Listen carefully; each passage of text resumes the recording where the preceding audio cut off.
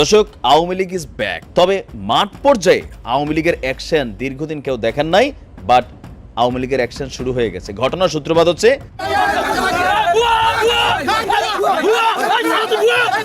এক ধরনের পালিয়ে আসতে বাধ্য হয়েছে ব্যারিস্টার ফুয়াদ।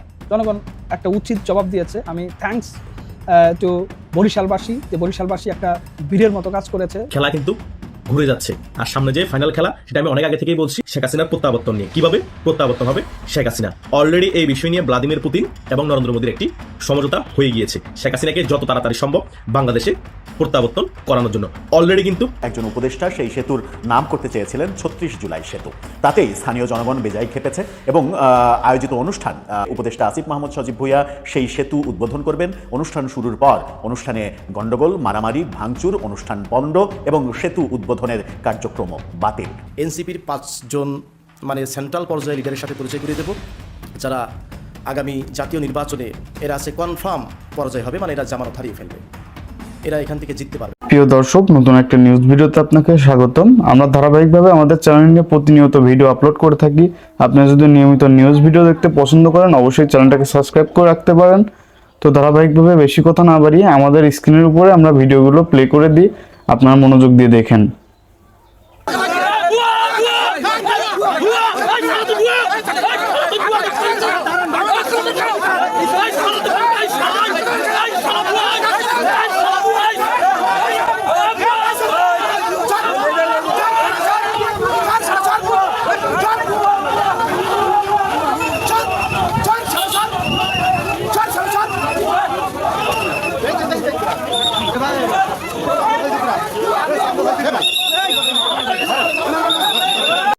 ব্যারিস্টার ফুয়াদ, তাকে তার সামনে প্রকাশ্যে ভুয়া ভুয়া বলে তাকে সেখান থেকে তাড়িয়ে দিয়েছে। এক ধরনের পালিয়ে আসতে বাধ্য হয়েছে ব্যারিস্টার ফুয়াদ।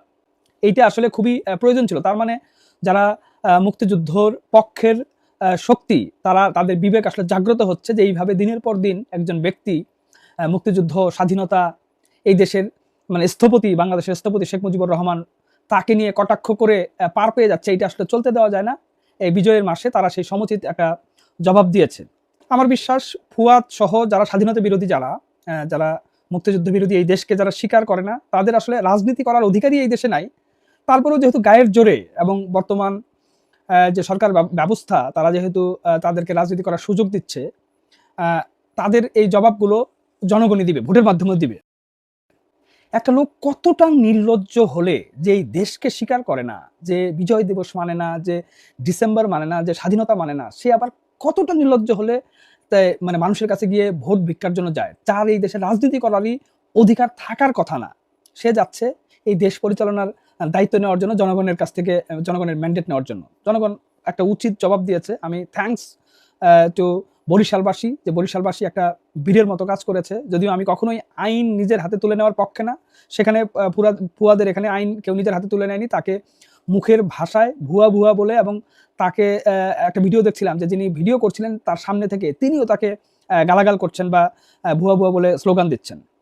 কিন্তু এই ফুয়াদ শুধু একা না। এই ফুয়াদের মতো এই দেশে স্বাধীনতা বিরোধী, মুক্তিযুদ্ধ বিরোধী, বঙ্গবন্ধু বিরোধী অসংখ্য লোক আনাচে কানাচে ছড়িয়ে আছে। তাদের প্রত্যেককেই আমার মনে হয় যে এইভাবে ফুয়াদের মতো একটা জবাব দিতে হবে। জবাব দিলে তাহলে তারা একটা উচিত শিক্ষা পাবে। 2024-এর 5 আগস্টের পর থেকে আমরা দেখেছি যে মুক্তিযুদ্ধকে বাতিল করার জন্য আপ্রাণ চেষ্টা করেছে একটি দল, একটি পক্ষ। মুক্তিযুদ্ধকে ছোট করে 47-কে এনেছিল, মুক্তিযুদ্ধ ছোট করে 24-কে সামনে এনেছে। এখনো সেই প্রচেষ্টা চলছে না যে তা না। বঙ্গবন্ধুকে নিয়ে কটাক্ষ, মুক্তিযুদ্ধ নিয়ে কটাক্ষ, মুক্তিযুদ্ধকে প্রতিরোধ যুদ্ধ হিসেবে বয়ান তৈরি করার চেষ্টা চলছে। গতকালকেই যুগান্তরের মতো একটা পত্রিকা, সেই পত্রিকায় পেছনের পৃষ্ঠায় একটা মুক্তিযুদ্ধ বিষয়ক একটা খবরে সেই লাইনে সেখানে দেখলাম যে প্রতিরোধ যুদ্ধ লেখা হয়েছে। অবশ্য কি বলবো, যে বাংলাদেশের গণমাধ্যমগুলো হঠাৎ করে এগুলো কাদের দখলে গিয়েছে, মুক্তিযুদ্ধ বিরোধীদের দখলে চলে গেল। এখন মুক্তিযুদ্ধের পক্ষের শক্তির লোকজন মুখে আঙ্গুল দিয়ে বসে আছে। এটা খুব অবাক লাগে আর কি। যুগান্তরের মতো পত্রিকায় লেখা হয় প্রতিরোধ যুদ্ধ। বিসিএস এর একটি কোশ্চেন সোশ্যাল মিডিয়াতে ভাইরাল হয়েছিল, সেখানে লেখা হয়েছে প্রতিরোধ যুদ্ধ। শুরু থেকে এই প্রচেষ্টা চলছিল, যেটা বলছিলাম যে 24-এর 5 আগস্টের পর থেকেই একটি পক্ষ এই প্রচেষ্টা শুরু করেছে। প্রথমে মুক্তিযুদ্ধের শহীদদের সংখ্যা নিয়ে বিতর্ক তৈরি করার চেষ্টা করেছে, 10,000 5,000 বা নানা জায়গা থেকে এগুলো বলার চেষ্টা করেছে, কিন্তু ধোপে টেকেনি। বাংলার মানুষ, মুক্তিকামী মানুষ, স্বাধীনতাকে যারা ওন করে, বাংলাদেশকে যারা ওন করে, তারা এটি কোনোভাবে মেনে নেয়নি। কিন্তু তাই বলে যে তারা থেমে আছে তা কিন্তু নয়। এই গত 2 দিন আগে কিন্তু জাহাঙ্গীরনগর বিশ্ববিদ্যালয়ে, আপনারা হয়তো এই নিউজ খেয়াল করেছেন কিনা, যে সেখানে 4টি হলের নাম পরিবর্তন করা হয়েছে। তার মধ্যে একটি বঙ্গবন্ধু শেখ মুজিবুর রহমান হলের নাম চেঞ্জ করে দেওয়া হয়েছে, বঙ্গমাতা শেখ ফজিলাতুন্নেসার নাম চেঞ্জ করা হয়েছে, শেখ রাসেলের নাম চেঞ্জ করা হয়েছে। আচ্ছা ঠিক আছে, ওকে, আমি মানছি যে শেখ রাসেল বা ফজিলাতুন্নেসা তাদের নাম পরিবর্তন করা হয়েছে, কিন্তু বঙ্গবন্ধুর নাম পরিবর্তন করার ধৃষ্টতা দেখায় একটা বিশ্ববিদ্যালয় কর্তৃপক্ষ। তারা বাংলাদেশকে যে ওন করে না, এটা আসলে এটা নিয়ে সন্দেহ থাকার কোনো অবকাশই নাই আর কি। তার মানে বিশ্ববিদ্যালয়, যেটা আমরা বিভিন্ন সময় বলে আসছি, শুনছি, জানি, যে সমস্ত জায়গায়, সমস্ত কি পয়েন্টগুলোতে আসলে স্বাধীনতা বিরোধীরা ধীরে ধীরে তাদের আসলে জায়গাটা দখল করে নিয়েছে আর কি। একই সঙ্গে আপনারা জানেন যে সাম্প্রতিক সময়ে সোহরাওয়ার্দী উদ্যানে মুক্তিযুদ্ধের মুরাল ভাঙা হয়েছে। মানে অনেক মুরাল ভেঙেছে, এই সরকার কোনো কিছু বলেনি। স্বাধীনতা যুদ্ধের মুরাল, যেই মুরালে এই পাকিস্তানের নিয়াজি আত্মসমর্পণ করছেন ডিসেম্বরে, যে তিনি আত্মসমর্পণ করে পালিয়েছেন, সেই মুরালটাও ভেঙে ফেলা হয়েছে। 7 বীর শ্রেষ্ঠের মুরালও ভাঙা হয়েছে। মানে এইসব দেখেও সরকার যখন কোনো প্রতিবাদ করে না, সরকার যখন কোনো ব্যবস্থা নেয় না, কোনো আইনানুগ ব্যবস্থাও নেয় না, কোনো কথা বলে না, তখন মনে হয় যে সরকারের ভেতরেও এই স্বাধীনতা বিরোধীদের একটা বড় প্রভাব রয়েছে, যেটা দুঃখজনক। কারণ আপনি যদি এই দেশকে, এই বাংলাদেশকে যদি আপনি ওন না করেন, তাহলে আসলে আপনি এই দেশের দায়িত্বে কেন? এই দেশ পরিচালনার মানে কোন লজ্জায় আপনি পরিচালনা করছেন, আবার কোন লজ্জায় আপনি পরিচালনা করতে চাচ্ছেন? এটা প্রতিরোধ, মানে এই দেশ বিরোধীদের, এই স্বাধীনতা বিরোধীদের, এই কটাক্ষকারীদের মুক্তিযুদ্ধ নিয়ে এই প্রতিরোধ কিন্তু শুরু হয়ে গেছে ব্যাপক। এই যে ব্যারিস্টার, একজন জামায়াতের ব্যারিস্টার শাহরিয়ার কবির, সে কিন্তু সারা দেশ থেকে, সারা পৃথিবী থেকে, বাংলা ভাষাভাষী মানুষের কাছ থেকে সে কিন্তু ধিকৃত হয়েছে আর কি। সে মানে কোন লজ্জায় বের হবে ঘর থেকে, যদিও তাদের লজ্জা শরম বলে কোনো কিছু নাই। এই যে ব্যারিস্টার ফুয়াদ, সে একটা প্রতিদান পেল আর কি। এরকম আরো যারা করছে, আমার মনে হয় যে আইন মান্য করে, আমি কখনোই বলবো না যে আপনারা আইন হাতে তুলে নেন, আইন হাতে তুলে নেওয়া যাবে না কোনোভাবেই, কিন্তু আইন মান্য করে এই দেশ বিরোধী, এই মুক্তিযুদ্ধ বিরোধী এই লোকগুলোকে চিহ্নিত করে তাদেরকে নানাভাবে, নানা কৌশলে, নানা উপায়ে সমুচিত জবাব দিতে হবে। তাদের মুখের উপরে বলে দিতে হবে যে তুমি বাংলাদেশের কেউ না, তুমি এই দেশের কেউ না, তোমার এই দেশে রাজনীতি করার অধিকার নাই, তোমার এই দেশে কথা বলার অধিকার নাই, তুমি এই দেশে, তোমাকে আমরা থাকতে দিচ্ছি, এটাই বেশি, তুমি থাকো, তোমার বসবাস নিয়ে আমরা কোনো ঝামেলা করবো না, কিন্তু তুমি এই দেশে রাজনীতি করতে পারবে না। তুমি, কারণ তুমি তো দেশটাকেই ভাই তুমি করো না, ওন করো না আর কি। তুমি এই দেশের যে মূল, যে মানে যেই রক্তক্ষয়ী সংঘর্ষের মাধ্যমে আমরা এই স্বাধীনতা পেয়েছি, সেই বাংলাদেশকে, সেই মুক্তিযুদ্ধকে নিয়ে তুমি কটাক্ষ করো। এই দেশ যার মাধ্যমে আমরা পেয়েছি, দল মত কে কোন দল করবে সেটা ভিন্ন বিষয়। প্রত্যেকটা মানুষের পৃথক পৃথক দল করার অধিকার রয়েছে, করুক, যে কোনো পলিটিক্যাল পার্টি সে করতে পারে, কিন্তু দেশ প্রশ্নে, মুক্তিযুদ্ধ প্রশ্নে সকল দেশপ্রেমী লোকের এক হওয়ার কোনো বিকল্প নাই। এবং এই মুক্তিযুদ্ধ বিরোধী, স্বাধীনতা বিরোধীদেরকে, তাদেরকে মুখের সামনে বলে দিতে হবে যে নো, তুমি ফার্দার যদি মুক্তিযুদ্ধ নিয়ে কটাক্ষ করো, ফার্দার যদি বিজয় দিবস নিয়ে কটাক্ষ করো, ডিসেম্বর নিয়ে কটাক্ষ করো, আমার 30 লক্ষ শহীদ, 3 লক্ষ মা বোনের সম্ভ্রম নিয়ে যদি তুমি কোনো ধরনের প্রশ্ন তোলার চেষ্টা করো, তাহলে তোমাকে আমরা মুখের উপর থুথু দেবো আর কি। তোমাকে আমরা ধিক্কার জানাবো, তোমাকে এই দেশে রাজনীতি করতে দেবো না। অবশ্য আমি জানি যে এই বিশ্বাস রয়েছে যে এই দেশে এই স্বাধীনতা বিরোধীরা কখনোই মাথা তুলে দাঁড়াতে পারবে না। এরকম মিউ মিউ করে, এরকম এই যে পালিয়ে, মানে পাবলিকের কাছে, সাধারণ মানুষের কাছে পালিয়ে, হেনস্থা হয়ে পালিয়ে তারপর আসতে হবে, তারপর তাদের জীবন চালাতে হবে। খেলা কিন্তু ঘুরে যাচ্ছে, আর সামনে যে ফাইনাল খেলা, সেটা আমি অনেক আগে থেকেই বলছি, শেখ হাসিনার প্রত্যাবর্তন নিয়ে। কিভাবে প্রত্যাবর্তন হবে শেখ হাসিনা? অলরেডি এই বিষয় নিয়ে ভ্লাদিমির পুতিন এবং নরেন্দ্র মোদীর একটি সমঝোতা হয়ে গিয়েছে, শেখ হাসিনাকে যত তাড়াতাড়ি সম্ভব বাংলাদেশে প্রত্যাবর্তন করানোর জন্য। অলরেডি কিন্তু বাংলাদেশের মিডিয়াগুলো বুঝতে পেরেছে, বিএনপিও বুঝতে পেরেছে যে আওয়ামী লীগকে বাংলাদেশের রাজনীতিতে ফিরানো ছাড়া কোনো উপায় নেই। অলরেডি মুক্তিযুদ্ধের বিরোধী শক্তিরা মুক্তিযুদ্ধকে নিয়ে বিকৃতি করা শুরু করে দিয়েছে, অস্বীকার করা শুরু করে দিয়েছে। সে কারণে মিডিয়ার ব্যক্তিত্ব সকলে প্রতিবাদ করা শুরু করে দিয়েছে। যমুনা টিভির উপস্থাপিকা, তারা যেখানে আওয়ামী লীগের ডাইরেক্ট বিরুদ্ধাচারণ করতো, আওয়ামী লীগকে নিয়ে মিথ্যাচার করতো, তারা নিজেরাই এখন মুক্তিযুদ্ধের পক্ষে কথা বলতে বাধ্য হচ্ছে, কারণ মুক্তিযুদ্ধের বিরুদ্ধে শক্তিরা টকশোতে গিয়ে মুক্তিযুদ্ধকে অস্বীকার করছে, বঙ্গবন্ধুকে বিশ্বাসঘাতক বলছে। বিএনপিও এখন বাধ্য হয়ে মুক্তিযুদ্ধের পক্ষে হয়ে কথা বলতে হচ্ছে, তা না হলে আমাদের বাংলাদেশে অস্তিত্ব থাকছে না। আওয়ামী লীগ বিরোধিতা করতে করতে বিএনপি 15-16 মাসে মুক্তিযুদ্ধকে ভুলে গিয়েছিল, সেটাকে সুযোগ করে, সেটাকে ক্যাশ করে এই জামাত ইসলামী বিভিন্ন প্রপাগান্ডামূলক বই পুস্তক নিয়ে টকশোর মধ্যে এস.এম. কিবরিয়ার মতো, শাহরিয়ারের মতো কুলাঙ্গাররা মিথ্যাচার করে বেড়াচ্ছে। কারণ একটা জিনিস মাথায় রাখতে হবে, আওয়ামী লীগের কোনো নেতা টকশোতে যাচ্ছে না, আওয়ামী লীগের কোনো বিশ্লেষক টকশোতে যাচ্ছে না, এখন একতরফা টকশো হচ্ছে। বিএনপি ডাইরেক্টলি আওয়ামী লীগের পক্ষ বা মুক্তিযুদ্ধের পক্ষে ফুললি ভাবে কথা বলতে পারছে না, কারণ অনেক কিছু আওয়ামী লীগের পক্ষে চলে যাবে। সেই সুযোগটাকে ক্যাশ করে এই কুলাঙ্গার বালাস্টর শাহরিয়ার কবির বিভিন্ন রকম প্রপাগান্ডা মিথ্যাচার করেই যাচ্ছে। মানে আন্দাজি উন্তাজি যত কথা আছে সব ছেড়ে যাচ্ছে, মানুষ তাকে বাহাবা দিচ্ছে। জামাত ইসলামের রাজাকারের নাতিপুতি যারা আছে তারা মনে করছে ওটা সত্য। আরে ভাই, আওয়ামী লীগের একজন লোককে নিয়ে জানা, আওয়ামী লীগের একজন বিশ্লেষককে ওখানে বসানা, তারপর না জমবে যুক্তিতর্ক, পাল্টাপাল্টি কাউন্টার হবে। এখন একতরফা কথা বলছে বিএনপি, তো আর আওয়ামী লীগের পক্ষে ডাইরেক্টলি কথা বলতে পারবে না, বা মুক্তিযুদ্ধের পক্ষে ফুলি কথা বললে আওয়ামী লীগের পক্ষে চলে যাবে, কারণ তখন বিএনপি গঠনই হয়নি। কথা বুঝেন না? এটাই হচ্ছে রিয়ালিটি। এখন বাংলাদেশে এটা চলতেছে। কেন চলতেছে? কারণ অলরেডি তারাও বুঝতে পেরেছে, সাংবাদিকরাও বুঝতে পেরেছে, বিভিন্ন সোশ্যাল মিডিয়া বুঝতে পেরেছে, নরেন্দ্র মোদী, ভ্লাদিমির পুতিন এবং শেখ হাসিনার একটি গোপন বৈঠক হয়ে গিয়েছে। সেখানে সমঝোতা হয়ে গিয়েছে শেখ হাসিনা কিভাবে প্রত্যাবর্তন হবে আর কত তাড়াতাড়ি শেখ হাসিনাকে প্রত্যাবর্তন করানো যায় বাংলাদেশে। এটা গোড সাইন বাংলাদেশ আওয়ামী লীগের জন্য। বাংলাদেশ আওয়ামী লীগের কর্মীরা অনেকদিন যাবত হতাশ হয়ে আছে, 15-16 মাস হয়ে যাওয়ার পরে কেন কোনো কিছু করছে না শেখ হাসিনা, কেন আওয়ামী লীগের প্রত্যাবর্তন হচ্ছে না, শেখ হাসিনা প্রত্যাবর্তন হচ্ছে না। ধৈর্য আর বেশি দিন ধরতে হবে না, খেলা কিন্তু ঘুরে যাচ্ছে। আর সামনে যে ফাইনাল খেলা সেটা আমি অনেক আগে থেকেই বলছি, কিন্তু ডেট তো আপনাদেরকে ডাইরেক্টলি এক্স্যাক্টলি আমি বলতে পারবো না, ওটা নির্ধারণ করবে শেখ হাসিনা। কিন্তু মোটামুটি বাংলাদেশের পরিস্থিতি দেখে, সংবাদ মাধ্যম পরিস্থিতি দেখে, বিএনপির কথা দেখে আপনারা তো ক্লিয়ার হয়ে গিয়েছে যে দেশে আগামীতে কি ঘটতে যাচ্ছে। বিএনপি হয়তোবা বাধ্য হয়ে পাতানো নির্বাচন এখন অংশগ্রহণ করবে আওয়ামী লীগ ছাড়া, হয়তোবা ধরে নিলাম নির্বাচন হয়েই গেল, বিএনপি ক্ষমতা চলেই আসলো, কিন্তু বিএনপি এটাও ভালো করে জানে ওই ক্ষমতা বেশি দিন রাখতে পারবে না, পতন হবে এবং আওয়ামী লীগকে নিয়ে আবার নির্বাচন করতে হবে। ওই নির্বাচন যেই ক্ষমতায় আসে বিএনপি মনে মনে ওটাই যাচ্ছে যে আওয়ামী লীগ ফিরে আসে, কিন্তু ডাইরেক্টলি বলতে পারছে না, লজ্জায়। কারণ বিএনপিকে এমন ভাবে অপদস্থ করছে, অপমান করছে এই জামাত ইসলামের রাজাকাররা। বিএনপি না পারতেছে বলতে, না পারতেছে সইতে, তারা মনে মনে বলতেছে অন্তত আওয়ামী লীগ আমাদেরকে টর্চার করলো, আওয়ামী লীগ দমন নিপীড়ন করলো, আওয়ামী লীগ এদের থেকে ভালো ছিল, এরা কুলাঙ্গার, এরা আমাদের বুকের ভিতর থেকে খেয়েছে, আমাদের বুকের ভিতর থেকে আমরা লালন পালন করেছি। আবার আওয়ামী লীগ ছাত্রলীগের লুঙ্গির তলে থেকেও সুযোগ সুবিধা নিয়েছে, এখন আমাদের বিরুদ্ধে থেকে মুক্তিযুদ্ধের বিপক্ষে কথা বলছে, আমাদের বিপক্ষে কথা বলছে। একটা জিনিস মাথায় রাখবেন, মাকড়সা আছে না, মাকড়সা যখন বাচ্চা প্রসব করে, মাকড়সার বাচ্চা যখন মাকড়সার বুকে থাকে, তখন মাকড়সার বাচ্চা ফুটার টাইমে মার কলিজে খেয়ে ফেলে, তখন মা মারা যায়, মাকড়সার বাচ্চা ফুটে। সেম ভাবে বিএনপি বুকের মধ্যে ছিল এই জামাত ইসলাম, এদেরকে বিএনপি ফুটাইছে, প্রসব করাইছে, এরা এখন প্রসব হওয়ার সময় বিএনপির কলিজাটা খেয়ে ফেলছে অলরেডি। বিএনপির মধ্যে 50% এখন জামাতের লোক দিয়ে ভরে গিয়েছে। কথা বুঝেন নাই? অলিহাদের মেয়ে রুমিন ফারানা মুক্তিযুদ্ধের সপক্ষের 100% শক্তি, সে 100% মুক্তিযুদ্ধকে মনে মনে লালন করে, তাকে সিস্টেমেটিক ভাবে জামাতের এজেন্ডা বাস্তবায়নের জন্য কেউ না কেউ খেলা খেলে দিয়েছে। রুমিন ফারানাকে বিএনপি থেকে নমিনেশনই দেয়নি, কিন্তু রুমিন ফারানা সত্যিকারের মুক্তিযুদ্ধের পক্ষে শক্তি, সত্যিকারের বিএনপিকে ভালোবাসে। হয়তো বা আওয়ামী লীগের অনেকের সাথে ওনার সম্পর্ক থাকতে পারে, ব্যক্তিগত সম্পর্ক থাকতে পারে না, কারণ উনি মুক্তিযুদ্ধের পক্ষে শক্তি, অলিহাদ একজন ভাষা সৈনিক ছিলেন, সে অনুযায়ী আওয়ামী লীগের মধ্যে অনেক মুক্তিযুদ্ধ আছে, মুক্তিযুদ্ধের পক্ষে শক্তি আছে, সম্পর্ক থাকতে পারে। সেই কারণে কি রুমিন ফারানার মতো লোককে নমিনেশন দিবে না বিএনপি? জামাত ইসলামের মতো লুঙ্গির তলে থাকা লোকরা যদি বিএনপি তো না থাকে, এটা হওয়ার কথা না।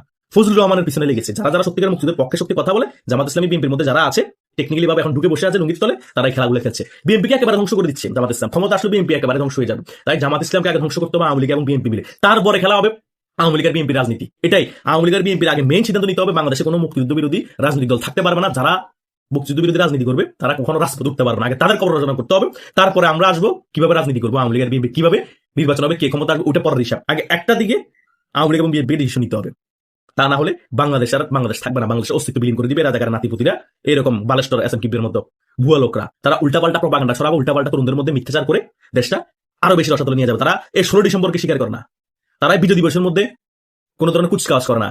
এর থেকে আর বেশি কিছু আপনাদের বলার দরকার নাই। বাংলাদেশ এখন কারা চালাচ্ছে, বাংলাদেশ এখন কোন দিকে যাচ্ছে। শেখ হাসিনা যদি মুক্তিযুদ্ধকে বিক্রি করতো, আমি বলতে সেটাই রাইট ছিল।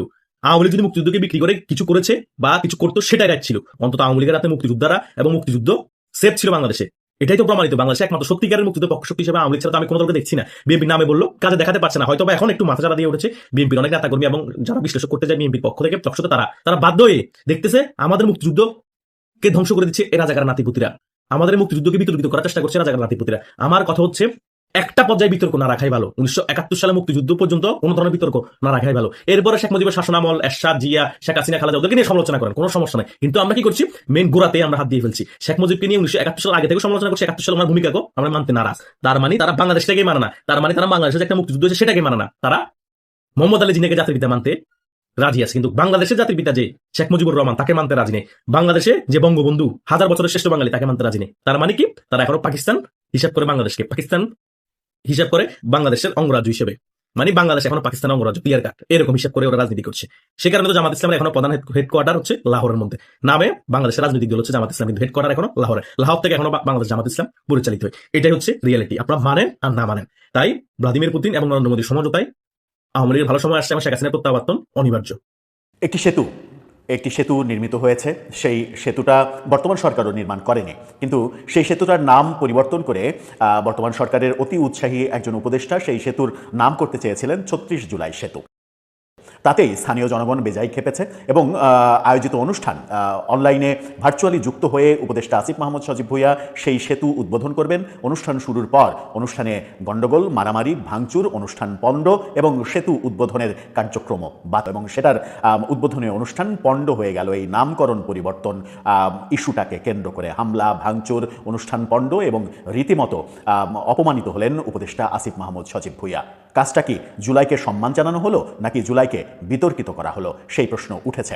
দৈনিক কালের কণ্ঠ এই ভাঙচুরের ছবি দিয়ে ফটোকার্ডটা যেটা করেছে সেটা দেখে নিতে পারেন। সেখানে বলা হচ্ছে সেতুর নাম পরিবর্তনকে কেন্দ্র করে হামলায় উদ্বোধনী অনুষ্ঠান পণ্ড। সেখানে বলা হচ্ছে সেটা হচ্ছে একটু আমরা বরিশালে চলুন যাই দেখি। বরিশালের আড়িয়াল খাঁ নদীর উপরে নির্মিত সেতুর নামকরণকে কেন্দ্র করে উত্তেজনা চরমে উঠেছে। সেই উত্তেজনা শেষ পর্যন্ত হামলায় রূপ নেয় এবং পণ্ড হয়ে যায় উদ্বোধনী অনুষ্ঠান। গতকালকে সকাল 11টার দিকে মুলাদির কচির চর এলাকায় এই ঘটনা ঘটে। অন্তর্বর্তী সরকারের স্থানীয় সরকার উপদেষ্টা আসিফ মাহমুদ সজীব ভুঁইয়া ভার্চুয়ালি যুক্ত হয়ে সেতুটি উদ্বোধন করার কথা ছিল, কিন্তু সেটা পণ্ড হয়েছে। তবে তিনি অনলাইনে যুক্ত হওয়ার সময়ই ভাঙচুর এবং অনুষ্ঠানস্থলে ব্যাপক গণ্ডগোল শুরু হয়, প্যান্ডেল ভেঙে দেওয়া হয় এবং পুরো অনুষ্ঠান বাতিল হয়ে যায়। প্রত্যক্ষদর্শীরা জানাচ্ছেন সেতুটি অনলাইনে উদ্বোধনের প্রস্তুতি সময়ে উত্তেজিত জনতা এই ভাঙচুরটা করেন। স্থানীয় বাসিন্দারা বলছেন গৌরনদীর শরিকল ইউনিয়নের সাহেবের চর ও মুলাদির নাজিরপুরের মাঝ দিয়ে বয়ে যাওয়া আড়িয়াল খাঁ নদীর উপরে স্থানীয় সরকার প্রকৌশল অধিদপ্তর 619 মিটার দীর্ঘ সৌহার্দ্য সেতু নির্মাণ করছে। এখনো পুরো কাজ শেষ হয়নি। এই অবস্থায় স্থানীয়দের না জানিয়ে সৌহার্দ্য সেতুর নাম পরিবর্তন করে 36 জুলাই নামকরণ করা হয়েছে উদ্বোধনের আগে। এতে ক্ষোভ ছড়িয়ে পড়েছে এলাকায়। সামাজিক যোগাযোগ মাধ্যমেও ব্যাপক লেখালেখি দেখছি এটা নিয়ে বরিশালের লোকজনের। সেই ক্ষোভ হামলায় গড়িয়েছে।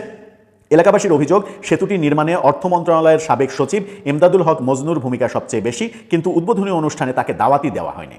খুবই ভালো, উপদেষ্টা উদ্বোধন করবেন, সুতরাং সাবেক সচিবকে কেন দাওয়াত দেওয়া হবে? বিষয়টি জানাজানি হওয়ার পর অনেকেই অসন্তোষ প্রকাশ করেন। এ বিষয়ে সাবেক সচিব এমদাদুল হক মজনুর কোনো মন্তব্য গণমাধ্যম পায়নি। মুলাদি থানার ভারপ্রাপ্ত কর্মকর্তা জানিয়েছেন হামলার কারণে উদ্বোধনী অনুষ্ঠানটা করা যায়নি, এখন পরিস্থিতি নিয়ন্ত্রণে রয়েছে। উপজেলা নির্বাহী কর্মকর্তা জানিয়েছেন স্থানীয় সরকার মন্ত্রণালয় থেকে সেতুটির নাম পরিবর্তন করে 36 জুলাই সেতু নামে উদ্বোধনের দিন ঠিক করা হয়েছিল। তবে নাম নিয়ে স্থানীয়দের আপত্তির প্রেক্ষাপটে একটি অভিযোগও দেওয়া হয়েছিল। বিষয়টি জানানো হয়েছিল ঊর্ধ্বতন কর্তৃপক্ষকে।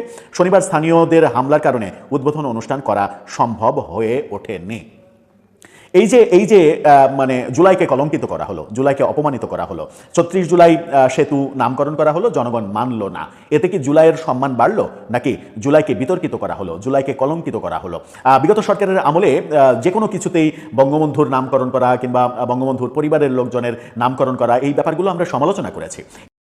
এই সমালোচনা সরকারও করেছে এবং এই সরকার এসে বিগত সরকারের শত এরকম প্রতিষ্ঠানের প্রায় হাজারখানেক এরকম প্রতিষ্ঠানের নাম পরিবর্তন করে গেজেট প্রকাশ করেছে এবং সেই কাজ করতে তারা কিন্তু সময় নেয়নি, তড়িঘড়ি করে সেই কাজ করেছে। কোথায় কার নাম আছে, বঙ্গবন্ধু কিংবা শেখ হাসিনার 14 গোষ্ঠীর কারো নাম যদি থেকে থাকে তাহলে সেটা পরিবর্তন করার গেজেট সরকার প্রকাশ করেছে। এমনকি তাজউদ্দিন আহমেদের নামে কলেজের নামকরণও পরিবর্তন করা হয়েছে, আমরা দেখেছি গাজীপুরের কাপাসিয়ায়। সেই ঘটনা নিয়েও সমালোচনা হয়েছে যে তাজউদ্দিনকে পর্যন্ত ইতিহাস থেকে মুছে ফেলার ব্যাপারটা হয়েছে। বঙ্গবন্ধুর ব্যাপার তো বলে লাভ নেই, কারণ বঙ্গবন্ধুকে শেখ হাসিনার সঙ্গে মিলিয়ে মিশিয়ে একাকার করা হয়েছে। সেই ব্যাপারে আলোচনা করে আর সময় নষ্ট করার কিছু নেই। কিন্তু এই সময়ও, বিগত সময়ের কর্মকাণ্ডকে যখন আমরা সমালোচনা করছি, তখন এই সময়ও আপনি সব কিছুতে যদি জুলাই ঢুকাতে চান, সব কিছুকে যদি আপনি 36 জুলাই বানাতে চান, তাহলে আপনি আওয়ামী লীগের আমলের থেকে আপনি পার্থক্য তৈরি করলেন কোথায়? নতুন রাজনৈতিক বন্দোবস্ত আপনি কোথায় দিলেন?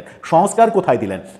সংস্কার বলে যে এত মুখে ফেনা তোলা হচ্ছে, সংস্কার কি আদৌ সরকারের মস্তিষ্কে হয়েছে? সরকার কি সত্যি এরকম সংস্কারের ব্যাপারে সত্যিকার অর্থপূর্ণ যে সংস্কার, সেই সংস্কার নিজেদের মধ্যে কিংবা নিজেদের মস্তিষ্কে করেছে? যদি করেই থাকতো তাহলে গতকালকে বরিশালে যে ঘটনা ঘটেছে এবং সেই ঘটনার মাধ্যমে জুলাইকে যেভাবে ছোট করা হলো, সেই ছোট হওয়ার ঘটনাটা তো ঘটতো না। এই ঘটনার জন্য দায়ী কে? এই যে জুলাইকে ছোট করা হলো, জুলাইকে কলঙ্কিত করা হলো, এর দায় কি উপদেষ্টা আসিফ মাহমুদ সজীব ভুঁইয়া নেবেন? কিংবা এর দায় এই নামকরণ যারা করেছে, যারা শেষ মুহূর্তে উদ্বোধনের আগে এই নামকরণ করেছে, কিংবা এই সেতু তৈরির পেছনে যে সাবেক সচিবের ভূমিকা, তাকে যারা দাওয়াতই দেননি, উপদেষ্টাকে অনলাইন ভার্চুয়ালি যুক্ত করে যারা উদ্বোধনের চেষ্টা করেছিলেন, তারা কি এর দায় নেবেন? আমার মনে হয় দিন শেষে কেউই দায় নেবেন না, কিন্তু আখের গোছানোর কাজটা সবাই ঠিকই